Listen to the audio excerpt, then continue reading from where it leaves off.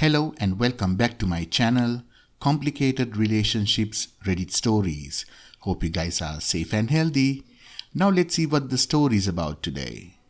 Would you ever consider throwing your wife's belongings to the curb on a day like Christmas, even if you find out her talking to the guy she cheated on you with over and over again? Now let's find out all about it in today's story. Also, if you like what I do, please give this video a thumbs up and do subscribe to the channel. The characters are me, my wife, known as she, and her coworker and acquaintance, whom I'll refer to as Mazda. I became aware of her secret relationship the first week of October. She had been going to the gym often and had been avoiding couple activities, preferring to spend her weekends with friends. I became suspicious for no good reason, just a gut feeling, the one that I recognize well now. I used the Find My Phone app that I had installed for anti-theft purposes on the new phone I bought for her. This showed me that she was at her friend's house. I stupidly pressed the alert button. I think in my mind it would stop any activities, and by the time I got there with my keys, clicking to alert our car's beeper, she was long gone. I came home. She was in the bathroom. I know now that she was furiously deleting texts and letting him know that I knew, and that I might be at his house all crazy. OP let her know through the bathroom door that he was home. I felt scared and elated at the same time. Major adrenaline. I called her out. "What's going on between you and Mazda?" When she came out, she denied everything, said she was at the gym. The Find My Phone app was on my computer screen. She could see it. She said that she had to go to the grocery store and pick up some things. She did go there. There was a bag. I started to doubt myself. The route from the grocery store to our house was not consistent with where I located her phone. She said she was avoiding traffic lights. She had never taken that route with me. I started to believe her. We had been together through 14 years, through good times and bad, always each other's rock. I started to believe that I was crazy, mainly because it was easier than believing the truth. She let me know that her honor being questioned was not something she would forgive or forget easily. On the defensive now. I said it was because things were not going well with us, and I was worried and maybe a little crazy. To back it up, OP had been sleeping on the couch and drinking a fair amount, which caused him to snore. I had also gotten fat and basically let myself go. She did withdraw her affection during this time, but I can't blame anyone but myself for the way I handled the stress of a new job. The bottom line is, in her eyes, I became a fat man who kept her awake at night. She couldn't sleep with the noise, so I made the couch my home. I had started a new challenging job and was preoccupied with that. This had been a big change for me, and one that I thought she appreciated. She had become distant after I had visited my parents in a faraway state, and right after I came back, the job started kicking my bottom and taking all of my emotional energy. That is the backstory. Fast forward to what they called Discovery Day. I went to bed believing that I was crazy and that we would work on our problems, which seemed to be all mine, my mistrust, and our recent distant behavior. I woke up in the night, sat straight out of bed because I had the phrase, "the truth will set you free," in my mind. I looked at the receipt on the things she had bought and compared it with the time on the iPhone app. It proved that she was nowhere near her gym during the time she was gone. I yelled to her as she pretended to sleep. "You lied. You lied to me." I broke down as the full weight of the truth sat on my shoulders. She came downstairs as I broke down mentally. She admitted that she liked him. I told her I'm going to leave. She let me know that she loved me and it was a sympathy thing with Mazda. She had brought him soup because he was poor and needed to be looked after.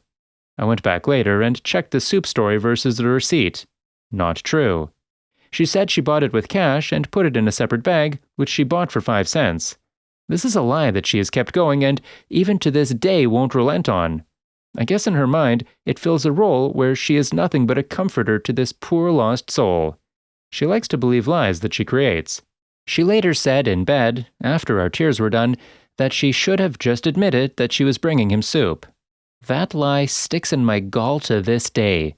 She was just sad at that point that she didn't, A, either lie better, or B, told a half-truth which I would have believed more. Now, the next few weeks were brutal for OP. I was full of love and forgiveness for her. I knew that I messed up in regards to treating her right and wanted to make amends.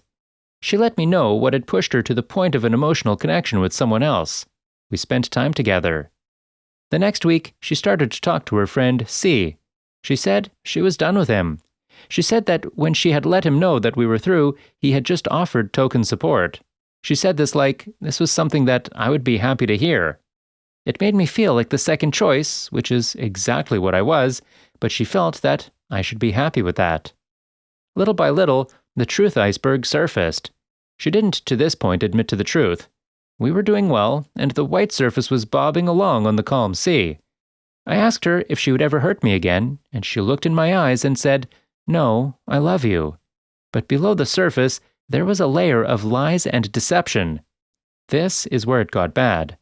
The lies continued. She checked her phone often and hid the number or deleted messages. I was not going to lose her, so I didn't make waves, just trusted what she said, and even though I knew it was wrong. During this time, the description of her role with the AP, Mazda, changed from best friend to motherly, to soulmate, back to best friend, and then again to mother.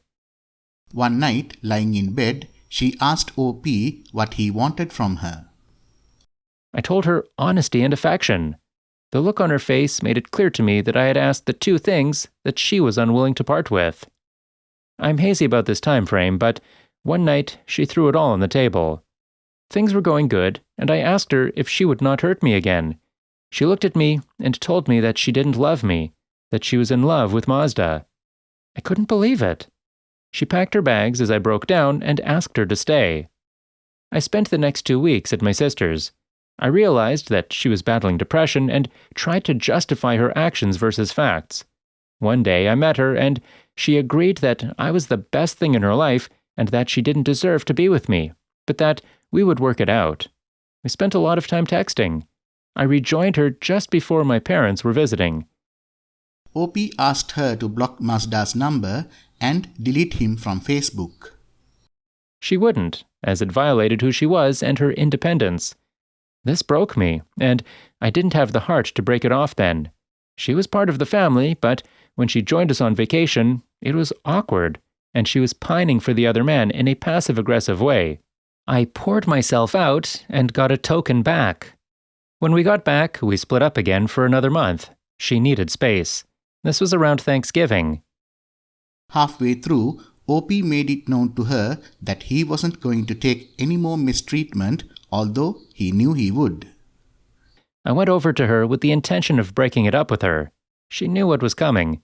I gave her some ultimatums that I needed in order to stay with her, money that we both shared, transparency with her passwords.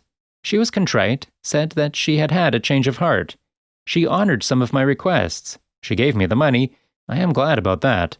I believed that she did love me, but I didn't know her heart was split in two. She didn't have the ability to give me what I asked. The next week had the same results. Lovely text messages, reconciliation, and, ultimately, enough so that I would be strung along. This is as much fault of mine as it is hers. At this point, I'm in the fog as well. The fog that says that this person is going to change, despite the evidence. Fast forward to December. She is keeping all of my boundaries. I'm showering her with affection. We are making mediocre love, where she disappears immediately afterwards. No cuddling or reconnecting, like she has to cleanse herself of me. I feel like I'm violating her on some weird level. I am suspicious, but she's keeping it straight and narrow. Here comes my gut. I felt it and drank to gain the courage. We argued about her quitting her job and asked if she is still in love with Mazda. She says yes.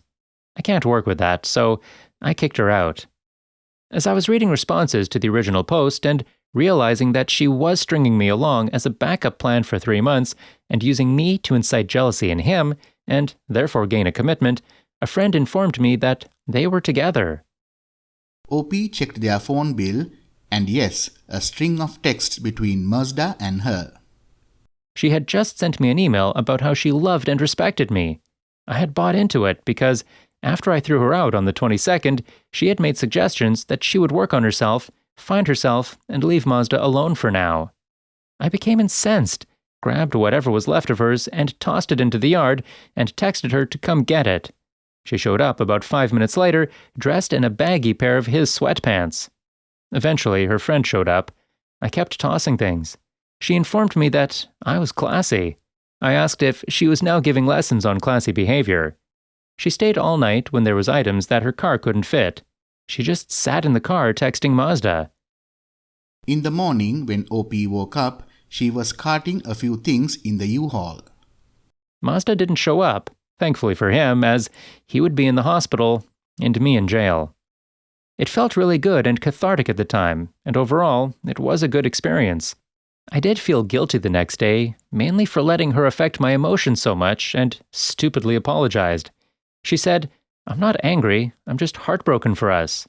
I was actually hoping for mutual hate so I could be rid of her manipulations. I'm still in love with her, and in hate.